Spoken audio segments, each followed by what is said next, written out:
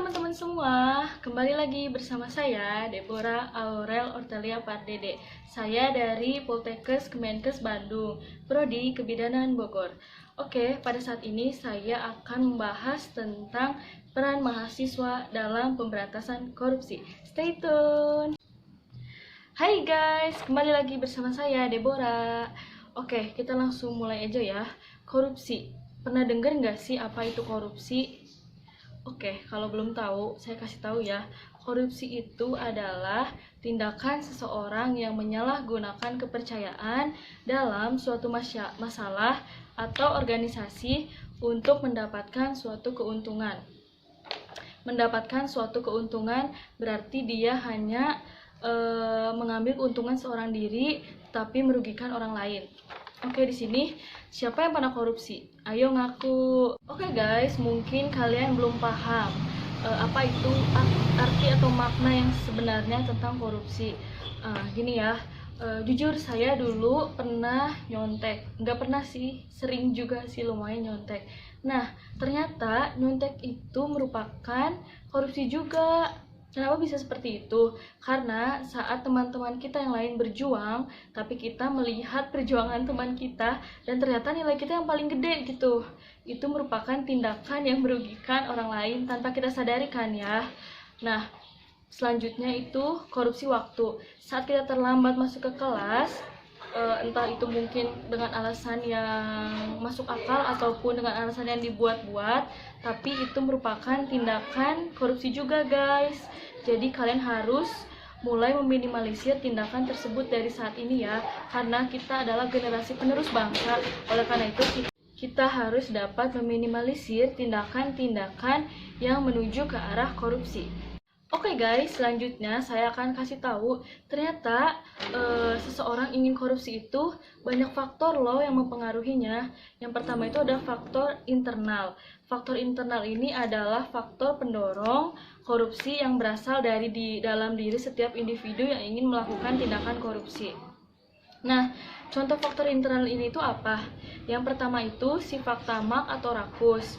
Ini juga membuat seseorang itu tidak pernah merasa puas. Dia selalu ingin membeli ini, rakus terhadap ini, tidak pernah tercukupi apapun yang dia punya saat ini.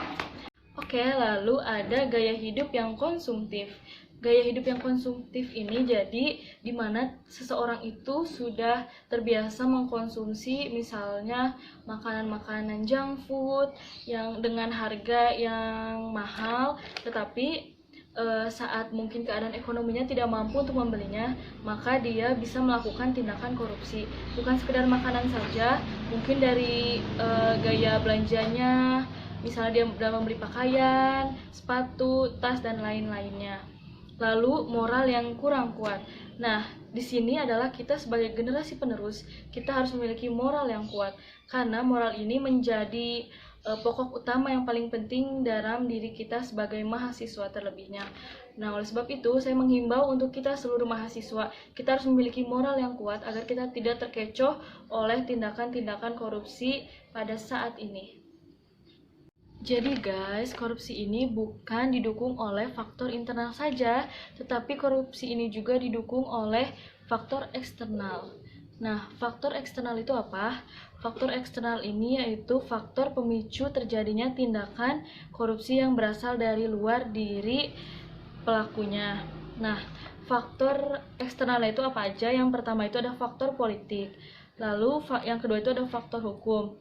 Faktor hukum ini yang dimaksudkan adalah aturan-aturan diskriminatif, tidak adil, lalu rumusan tidak jelas dan tegas yang dapat menimbulkan multitafsir atau penafsiran yang tidak tepat ya.